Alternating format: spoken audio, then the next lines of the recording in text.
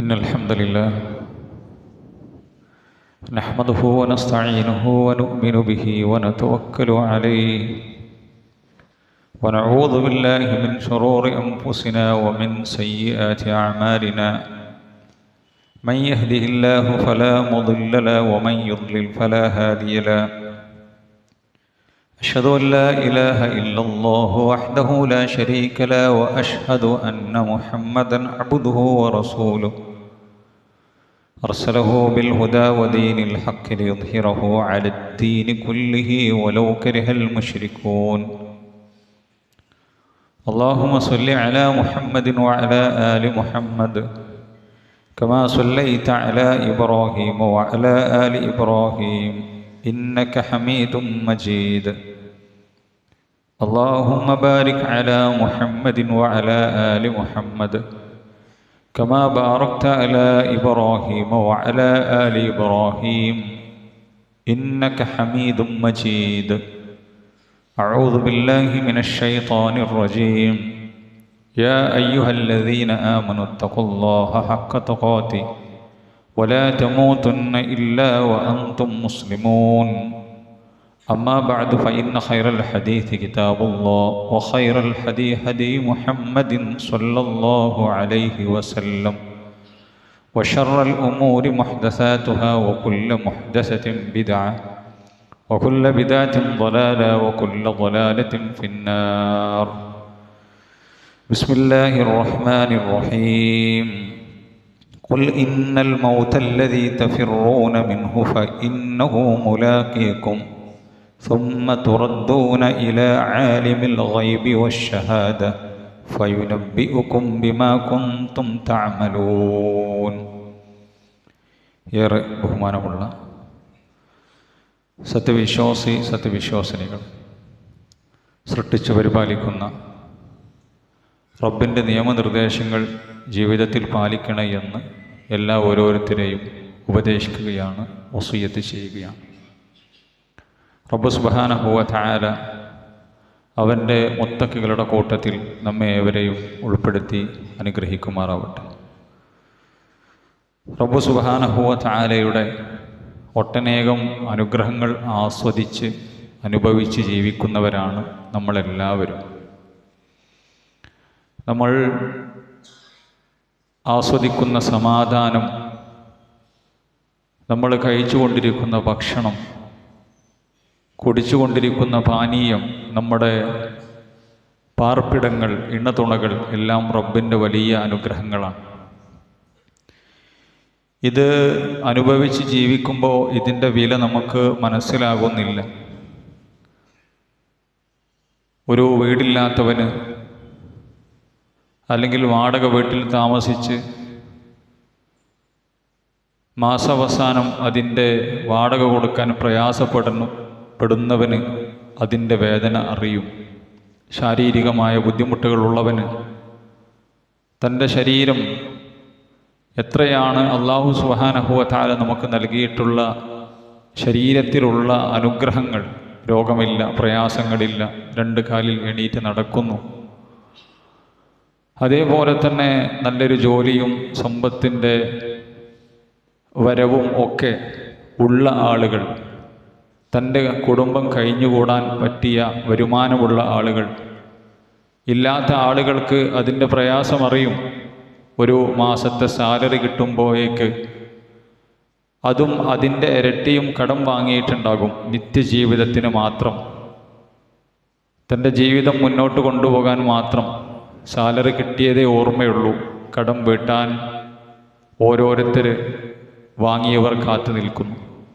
ഞാൻ പറഞ്ഞു വരുന്നത്, ഇത്രയൊക്കെ അനുഗ്രഹങ്ങൾ റബ്ബ് സുബ്ഹാനഹു വ തആല നമുക്ക് നൽകി. ഇതൊക്കെ തിരിച്ചെടുക്കാൻ അള്ളാഹുവിനൊരു നിമിഷം മതി.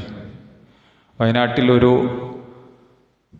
ദുരന്തമുണ്ടായപ്പോൾ നമ്മളെപ്പോലെ എല്ലാം ഉണ്ടായിരുന്ന ആളുകൾ, ഉറ്റവരും ഉടവരും, തൻ്റെ പറമ്പും തൻ്റെ വീടും തൻ്റെ ദുനിയാവിൻ്റെ സുഖങ്ങളുമൊക്കെ ഉള്ളവർ ഒരു രാത്രിയുടെ നിമിഷ നേരം കൊണ്ട് പിറ്റേന്ന് പ്രഭാതമാകുന്നതിനിടയിൽ തന്നെ എല്ലാം നഷ്ടപ്പെട്ടവരായി.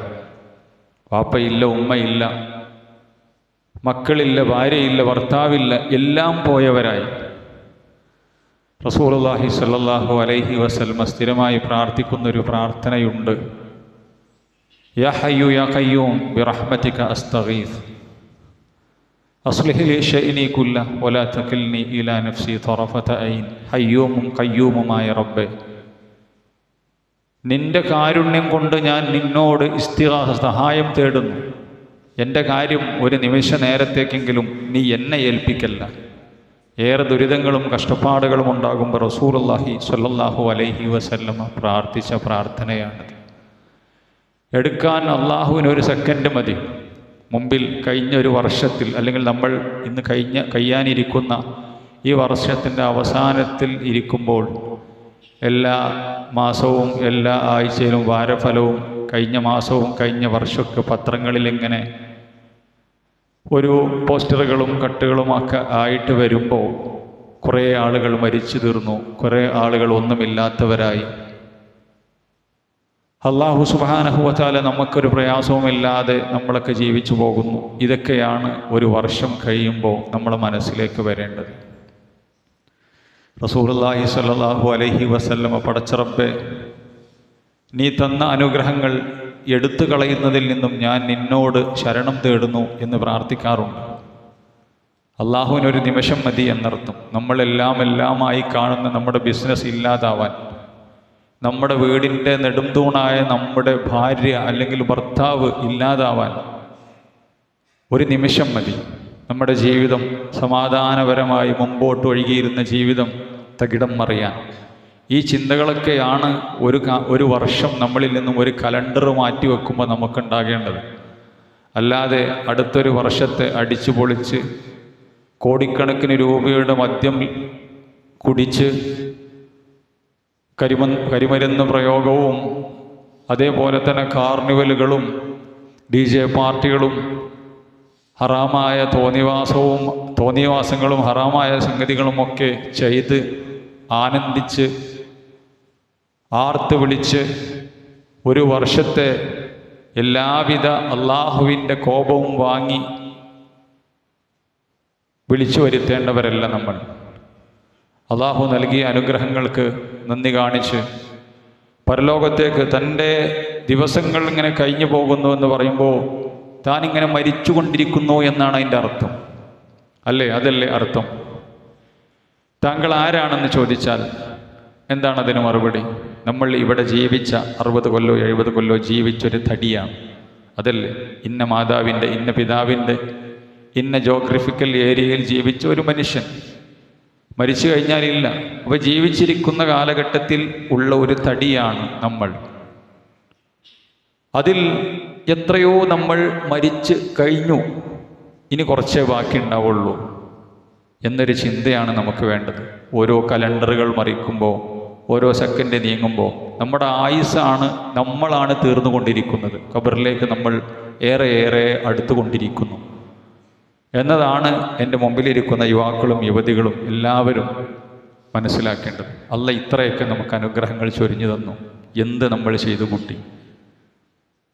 ഈ മരണബോധം നമുക്ക് ഏത് സമയത്തും ഉണ്ടാകണം. റസൂലുള്ളാഹി സ്വല്ലല്ലാഹു അലൈഹി വസല്ലമ അക്സിറു ദിക്റ ഹാദിമിൽ ലദ്ദാത്ത്, എല്ലാവിധ രസങ്ങളെയും എല്ലാവിധ സന്തോഷങ്ങളെയും ഒറ്റയടിക്ക് ഫുൾ സ്റ്റോപ്പ് ഇടുന്ന മരണത്തെ നിങ്ങൾ കൂടുതലായി ഓർക്കണം കേട്ടോ. ഒറ്റയടിക്ക് ഫുൾ സ്റ്റോപ്പാണ്. അതിൻ്റെ അപ്പുറം ഒരു അക്ഷരം, ഒരു വാക്ക് അല്ലെങ്കിൽ ഒരു ആൽഫബറ്റ് എഴുതാൻ പിന്നെ സാധിക്കൂല. തീർന്നു പരിപാടി. ഈ മരണത്തെ നിങ്ങൾ ഓർക്കണം. ഖുൽ ഇന്നൽ മൗതല്ലദീ തഫിറൂന മിൻഹു ഫഇന്നഹു മുലാഖീകും. നിങ്ങൾ പേടിക്കുന്ന, ഓടിയൊളിക്കുന്ന, ഭയപ്പെടുന്ന, ഇഷ്ടമില്ലാത്ത ആ അതിഥി നിങ്ങളെ കണ്ടുമുട്ടുക തന്നെ ചെയ്യും. അത് എപ്പോഴാണെന്ന് ആർക്കും അറിയില്ല. സുമ്മ തുറദ്ദൂന ഇലാ ആലിമിൽ ഗൈബി വശഹാദ, രഹസ്യപരസ്യം അറിയുന്ന റബ്ബിലേക്കാണ് പിന്നെ മടക്കപ്പെടുന്നത്.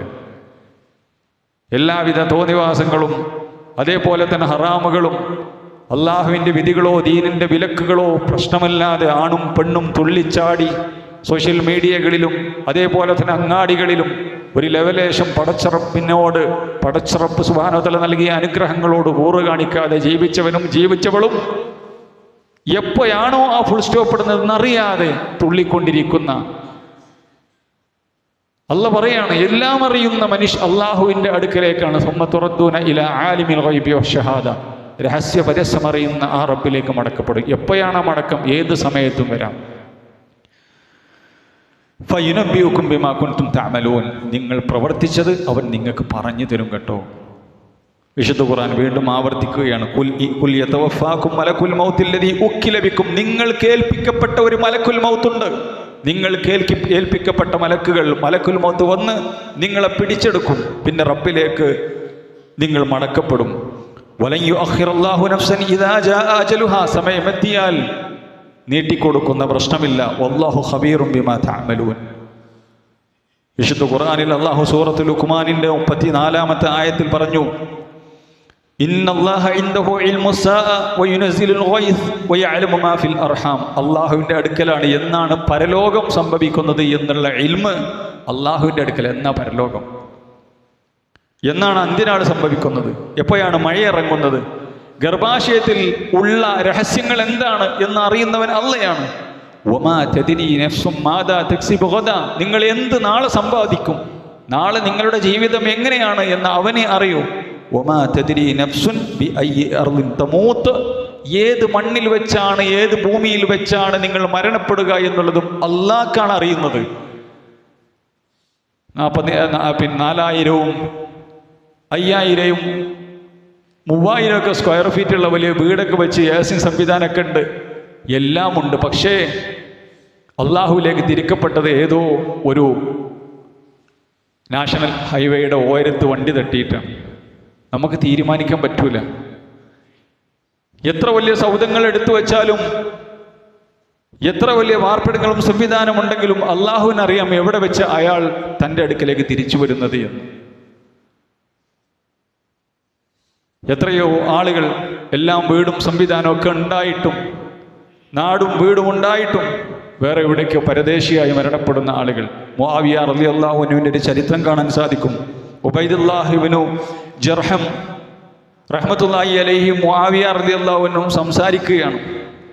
ഈ സമയത്ത് ഉബൈദുല്ലാഹ് റഹ്മത്തുള്ളാഹി അലൈഹി മുആവിയ റളിയല്ലാഹു അൻഹുവിനോട് പറയാണ്, ഞങ്ങളുടെ നാട്ടിലേക്ക് ഒരു പരദേശി വന്നു, അയാൾ ഞങ്ങളുടെ നാട്ടിൽ വെച്ച് മരണപ്പെട്ടു. ഞങ്ങൾ അദ്ദേഹത്തെ മയ്യത്ത് കുളിപ്പിച്ചു, നമസ്കരിച്ചു, മയ്യത്ത് മറമാടി. എന്നിട്ട് ആരോ ചൊല്ലിയ ഒരു കവിത ഞാൻ ചൊല്ലി, വയബ്കൽ ഗരീബു അലൈഹി ലൈസ യഅരിഫുഹു വദു ഖറാബത്തിൻ ഫിൽ ഹയ്യി മസ്റൂറു. എനിക്ക് വലിയ സങ്കടം ഉണ്ടായപ്പോൾ ഞാൻ ചൊല്ലിയതാണ്, ഞാൻ കേട്ടൊരു കവിത. ഒരു പരദേശിക്ക് വേണ്ടി അയാളെ അറിയാതെ ഏതോ പരദേശികൾ സങ്കടപ്പെടുന്നു, വിതുമ്പുന്നു, കണ്ണീരൊലിപ്പിക്കുന്നു. പക്ഷേ ആ പരദേശിയെ അറിയുന്ന ആ പരദേശിയുടെ വീട്ടുകാരും നാട്ടുകാരും കുടുംബാംഗങ്ങളും അവരിപ്പം ഇങ്ങനെ ചിരിച്ചു കളിച്ചിരിക്കുകയാണല്ലോ എന്ന് ഞാൻ ഈ കവിത ചൊല്ലിയപ്പോൾ ഞങ്ങളുടെ കൂട്ടത്തിലുള്ള ഒരാൾ ചോദിച്ചു, ആരാണ് ഈ കവിത എഴുതിയത് എന്ന് നിങ്ങൾക്ക് അറിയാമോ? ഈ മരിച്ചെടുക്കുന്ന ആൾ എഴുതിയതാണെന്ന് പറഞ്ഞു. ഈ മരിച്ചു കിടക്കുന്ന ആള് എഴുതിയ കവിതയാണ് ഇത് എന്ന് എന്നോട് പറഞ്ഞു എന്ന് മുആവിയ റളിയല്ലാഹു അൻഹുവിനോട് അദ്ദേഹത്തിൻ്റെ കൂട്ടുകാരൻ ഉബൈദുല്ലാഹി ഇബ്നു ജർഹം പറഞ്ഞു കൊടുക്കണം റളിയല്ലാഹു അൻഹു. സഹോദരന്മാരെ, ഇതാണ് മനുഷ്യൻ്റെ അവസ്ഥ.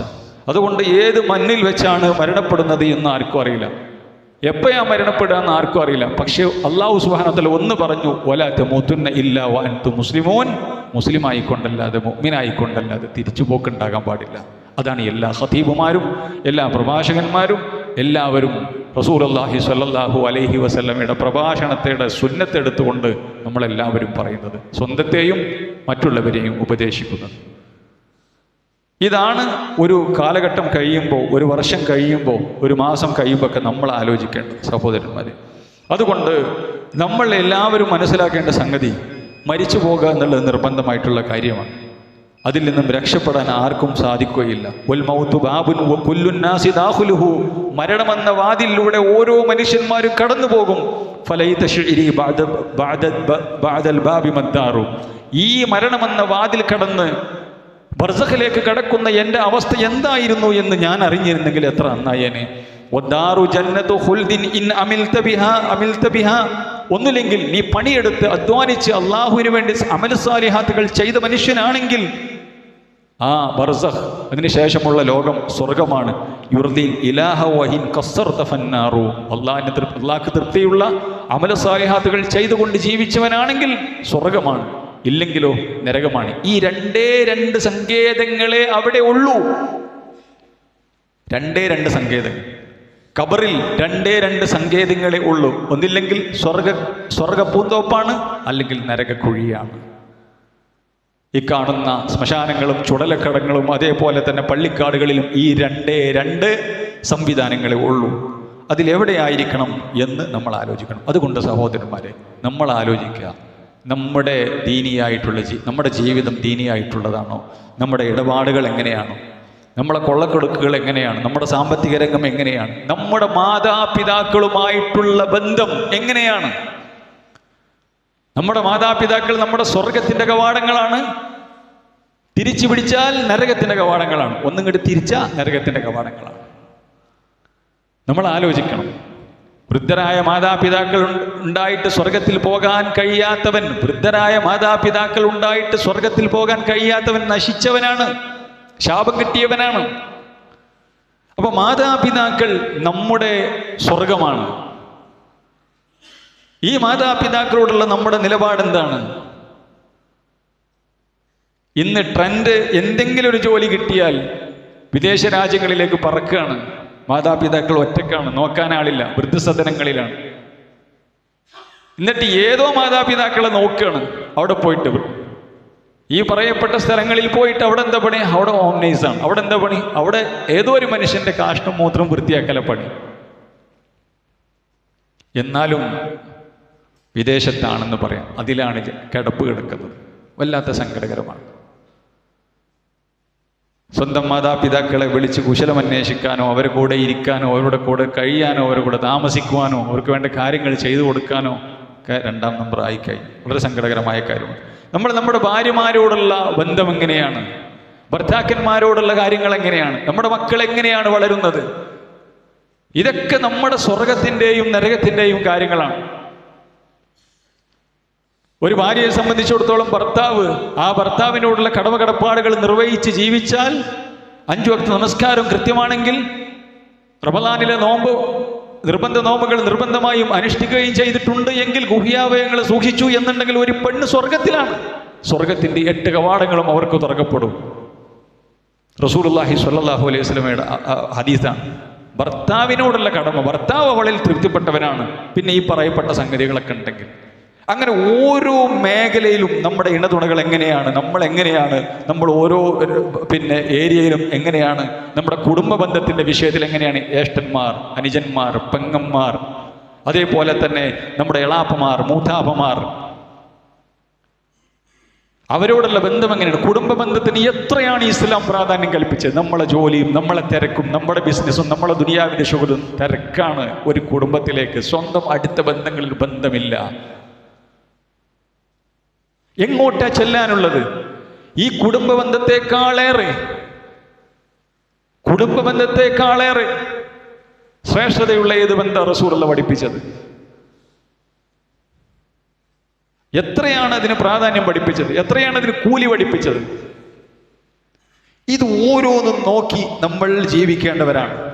അതേപോലെ തന്നെ നമ്മളെ അയൽപക്ക ബന്ധം, അനന്തരാവകാശ സ്വത്ത്. റസൂൽ സല്ലല്ലാഹു അലൈഹി വസല്ലമയുടെ അടുക്കൽ ജിബ്രീൽ അലൈഹി സ്വലാത്തു വസ്സലാം വന്ന് അയൽവാസികളുമായി ബന്ധപ്പെട്ട കടമകൾ പറഞ്ഞ് റസൂൽ വിചാരിച്ചു, ഇനിയിപ്പോൾ ജിബ്രീൽ അനന്തരാവകാശ സ്വത്തിൽ നിന്നും ഇത്ര ശതമാനം അയൽവാസിക്കുള്ളതാണെന്ന് പറയുമെന്ന്. അത്രത്തോളം ബാധ്യത അയൽവാസികളോട്. ഇതാണ് ഒരു മുസ്ലിമിൻ്റെ മുസ്ലിമായ ജീവിതം എന്ന് പറഞ്ഞാൽ. ഒരു സോഷ്യൽ മീഡിയയിൽ തള്ളിമറിച്ചാലല്ല, പച്ച മലയാളത്തിലാണ് പറഞ്ഞാൽ. താൻ ഒരു മനുഷ്യൻ എന്നുള്ള നിലയ്ക്ക്, മുസ്ലിമായ മനുഷ്യൻ തന്നെ തൻ്റെ താൻ അടയാളപ്പെടുത്തണം. എവിടെ? തൻ്റെ കുടുംബത്തിൽ, തൻ്റെ മക്കളിൽ, തൻ്റെ ഭാര്യമാരിൽ, തൻ്റെ ഭർത്താക്കന്മാരിൽ, തൻ്റെ അയൽവാസികളിൽ, തൻ്റെ സൊസൈറ്റിയിൽ താൻ അടയാളപ്പെടുത്തണം.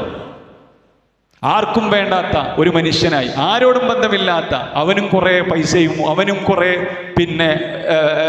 ബിസിനസ്സുമായി അങ്ങനെ ജീവിച്ച് എന്ത് നേടുന്നു ഇവിടെ? ഈ പറയപ്പെട്ട ജീവിതം നടത്താൻ കുറച്ച് പ്രയാസമുണ്ടാവും. അതാണ് ഒരു വർഷം നമ്മളിൽ നിന്നും കഴിഞ്ഞു പോകുമ്പോൾ നമ്മൾ മനസ്സിലാക്കേണ്ടത്, നമ്മൾ എങ്ങനെയാണ് നമ്മൾ ചിന്തിക്കേണ്ടത് മനസ്സിലാക്കേണ്ടത്. പരലോകത്തിന് വേണ്ടി എന്തുണ്ടാക്കി? മുത്തുനബി പഠിപ്പിച്ച പോലെ ജീവിച്ച് തീർത്തോ? ചില ആളുകൾ ദുനിയാവിൻ്റെ വിഷയത്തിലും അതേപോലെ തന്നെ നാടിൻ്റെ വിഷയത്തിലും ആളുകൾക്ക് ഒരുപാട് നന്മകൾ ചെയ്ത ആളുകളായിരിക്കും. പക്ഷെ പരലോകത്തിൻ്റെ വിഷയത്തിൽ ഒന്നും നേടാത്ത ആളുകൾ, നല്ല സാഹിത്യകാരന്മാരായ ആളുകൾ, അതേപോലെ തന്നെ രാഷ്ട്രീയ മീമാംസകരായിട്ടുള്ള ആളുകൾ ഒക്കെ. പക്ഷേ പരലോകത്തിന് എന്ത് ചെയ്തു? ഈമാൻ അടിസ്ഥാനമാണ്. ഈമാൻ അടിസ്ഥാനമാണ്. ഈമാനിൻ്റെ മുകളിലുള്ള അമൽ സാലിഹത്തുകളാണ് സ്വീകരിക്കുന്നത്. എല്ലാവർക്കും നല്ല അഭിപ്രായമുള്ള, എല്ലാവർക്കും ഒരു അഭിപ്രായ വ്യത്യാസമില്ലാത്ത ആളുകൾ, വലിയ വലിയ ലെജൻഡുകളായ ആളുകൾ മരണപ്പെട്ടു പോകുന്നു. പക്ഷെ പരലോകത്തിന് വേണ്ടി അവർ എന്ത് സമ്പാദിച്ചു? ഹിദായത്ത് വളരെ വലിയ ഒരു വിഭവമാണ്. ഈ ഹിദായത്തിൻ്റെ ഈമാനിൻ്റെ മുകളിലാണ് ആളുകളുടെ നല്ല വാക്കുകളും അതേപോലെ തന്നെ ആളുകൾക്കുള്ള നന്മകളും നമ്മൾ കയറ്റി വെക്കേണ്ടത്. അതാണ് ദീനുൽ ഇസ്ലാമിൻ്റെ അടിത്തറ തൗഹീദാണ്, ലാ ഇലാഹ ഇല്ലല്ലാഹ്. അപ്പോൾ ഒരു മുഅ്മിനെ സംബന്ധിച്ചിടത്തോളം അവൻ റസൂൽ സല്ലല്ലാഹു അലൈഹി വസല്ലം പറഞ്ഞല്ലോ, എല്ലാം നേടി, ദുനിയാവൊക്കെ നേടി, ദുനിയാവിൽ നല്ല അഭിപ്രായം, എല്ലാം കൊണ്ടും നാട്ടുകാർക്കും പിന്നെ അതേപോലത്തെ രാജ്യക്കാർക്ക് എല്ലാവർക്കും വേണ്ടപ്പെട്ടവനായി. പക്ഷേ അൽ കയ്യിസു ബുദ്ധിമാൻ മൻ ദാന നഫ്സഹു ആമില ലിമാ ബഅദൽ മൗതി. മരണത്തിന് ശേഷമുള്ള ലോകത്തിന് വേണ്ടിയുള്ള ഇൽമെന്താണ്, അറിവെന്താണ്, അത് കരസ്ഥമാക്കി അത് ചെയ്തു. എന്നിട്ട് നാടിനും വേണ്ടി ജീവിച്ചു. അപ്പോൾ ആ നാടിന് വേണ്ടി ജീവിച്ചതൊക്കെ അങ്ങോട്ടുള്ള പ്രോഫിറ്റ് ആവും, പരലോകത്തിനും വേണ്ടി. ഒരു പണിയെടുക്കാതെ അള്ള പറഞ്ഞ ദീനിയായി ജീവിതം നയിക്കാതെ അങ്ങനെ നടന്നു എന്നിട്ടൊക്കെ പരലോകത്തൊക്കെ റെഡി ആയിരിക്കാമെന്ന് വിചാരിക്കുന്ന ആളുകൾ, അവനാണ് ഏറ്റവും ദുർബലനായ മനുഷ്യൻ എന്ന് മുത്തു മുഹമ്മദ് മുസ്തഫ സല്ലല്ലാഹു അലൈഹി വസല്ലം. അല്ലാഹു സുബ്ഹാനഹു വ തആല ദീന് പഠിപ്പിച്ച പോലെ ജീവിക്കാനുള്ള തൗഫീഖ്, അള്ളാഹുവിനെ കണ്ടുമുട്ടുമ്പോൾ അള്ളാഹുവിൻ്റെ ഇഷ്ടപ്പെട്ട ദാസന്മാരായി കണ്ടുമുട്ടാനുള്ള ഉദവി നമുക്കെല്ലാവർക്കും നൽകി അനുഗ്രഹിക്കുമാറാവട്ടെ. ഇന്നൽ ഹംദുലില്ലാഹ് വസ്സലാത്തു വസ്സലാമു അലാ റസൂലിൽ അമീൻ വഅലാ ആലിഹി വസഹ്ബിഹി വസല്ലമ തസ്ലീമൻ കസീറ. ഒരിക്കൽ കൂടി റബ്ബിൻ്റെ നിയമനിർദ്ദേശങ്ങൾ ജീവിതത്തിൽ പാലിക്കണേ എന്ന് ഓരോരുത്തരെയും ഉപദേശിക്കുകയാണ്, വസിയത്ത് ചെയ്യുകയാണ്. പലപ്പോഴും നമ്മൾ പറഞ്ഞ വിഷയമാണ്, കേട്ട വിഷയമാണ്, ചർച്ച ചെയ്യുന്ന വിഷയമാണ്. റസൂലുള്ളാഹി സ്വല്ലല്ലാഹു അലൈഹി വസല്ലം ശപിച്ച, അള്ളാഹുവിൻ്റെ ശാപം കിട്ടിയ ആളുകളാണ് അൽ മുതശബ്ബിഹാത്തി ബിർ റിജാലി മിനൻ നിസായി വൽ മുതശബ്ബിഹീന ബിൻ നിസായി മിനൻ റിജാൽ. ആണുങ്ങളെ പോലെ നടക്കുന്ന പെണ്ണുങ്ങളും പെണ്ണുങ്ങളെ പോലെ നടക്കുന്ന ആണുങ്ങളും. നമ്മളൊരുപാട് കേട്ട വിഷയമാണ്. ഞാനിത് പറയാനുള്ള കാരണം, റസൂലുള്ളാഹി സ്വല്ലല്ലാഹു അലൈഹി വസല്ലം ആണിൻ്റെയും പെണ്ണിൻ്റെയും വസ്ത്രധാരണ മുസ്ലിമീങ്ങൾക്ക് പഠിപ്പിച്ചിട്ടുണ്ട്. ഈ വിഷയത്തിൽ റസൂലുള്ള പഠിപ്പിച്ച ഹദീസാണ്, അള്ളാൻ്റെ റസൂലിൻ്റെ ശാപമുണ്ട് എന്ന് പറഞ്ഞാൽ അള്ളാഹു ശപിച്ചവരാണ് എന്നർത്ഥം. യൽബസു ലിബസതൽ മർഅത്തി അർറജുലു യൽബസു ലിബസതൽ മർഅത്തി വൽ മർഅത്തു തൽബസു ലിബസതർ റജുലി. പെണ്ണ് ആണിൻ്റെ വസ്ത്രം ധരിക്കുക. ഇന്ന് മുസ്ലിം സമുദായത്തിൽ എന്താണിത് അറിയാത്തതുകൊണ്ടെന്നറിയില്ല, മഹാഭൂരിപക്ഷം ചെറുപ്പക്കാരികൾ മുസ്ലിം സമുദായത്തിൽ അങ്ങാടിയിലേക്ക് ഇറങ്ങിയാൽ, അതേപോലെ തന്നെ ഒരു സ്ഥാപനത്തിൻ്റെ സ്കൂളിൻ്റെ കോളേജിൻ്റെ ഒക്കെ ടൈം ആയിട്ടുണ്ടെങ്കിൽ കൂടുതൽ സ്ഥാപനങ്ങളുടെയും യൂണിഫോം പാൻറ്റും കുപ്പായുമായി. ഒരു പെണ്ണിൻ്റെ ബാക്ക് മറയാത്ത, പെണ്ണിൻ്റെ മാറ് മറയാത്ത, ആണിനെ പോലെ തന്നെ. ചില സ്ത്രീകൾ തല മറച്ചിട്ടുണ്ടാവും, നന്നായിട്ട് മഫ്ത കൊണ്ട് തല മറച്ചിട്ടുണ്ടാവും, പക്ഷെ പാൻറ്റും കുപ്പായിട്ടുണ്ടാവും. ഇത് ഇസ്ലാമിക വസ്ത്രധാരണമാണ് എന്ന് തെറ്റിദ്ധരിച്ചോ എന്നിപ്പോൾ സംശയമുണ്ട്. നല്ല ജീൻസും ടീഷർട്ടും, അല്ല ജീൻസും കുപ്പായവും കോട്ടൊക്കെ ഇട്ട് ബാക്കൊന്നും അറിയാതെ മുന്നും അറിയാതെ എന്ന് തലയൊക്കെ മറച്ചിട്ടുണ്ടാവും. തല മറക്കാത്തവർ വേറെയുണ്ട്, അത് ആയിരിക്കട്ടെ. മുസ്ലിം ചെറുപ്പക്കാരികൾ, എന്താണ് ഇതിൻ്റെ വിധം? അള്ളാന്റെ ശാപം എന്ന് പറഞ്ഞ റഹ്മത്തിൽ നിന്നും അകറ്റപ്പെട്ടവർ എന്നാണ് അർത്ഥം. അള്ളാന്റെ ശാപം കിട്ടിയവർ എന്ന് പറഞ്ഞാൽ, റസൂലുള്ളാന്റെ ശാപം കിട്ടിയവർ എന്ന് പറഞ്ഞിട്ടുണ്ടെങ്കിൽ പടച്ചറപ്പിന്റെ കാരുണ്യത്തിൽ നിന്നും അകറ്റപ്പെട്ടവനാണ്, ശപിക്കപ്പെട്ടവൻ. അതാണ് അഊദു ബില്ലാഹി മിനശ് ശൈത്വാനിർ റജീം.